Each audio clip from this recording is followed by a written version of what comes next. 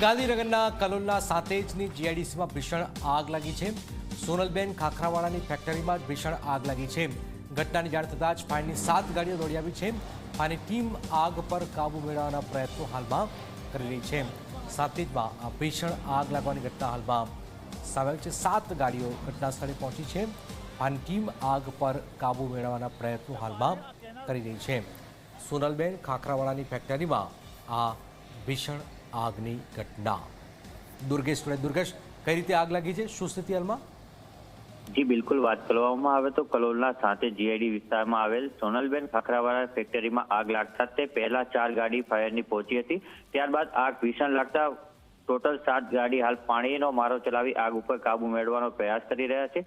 જો વાત કરવામાં આવે તો પ્રાથમિક માહિતી મુજબ ફેક્ટરી બંધ હતી અને શોર્ટ સર્કિટના કારણે આગ લાગી છે, પરંતુ હાલ તો ફાયરની બ્રિગેડની ટીમ દ્વારા પાણીનો સતત મારો ચલાવવામાં આવી રહ્યો છે।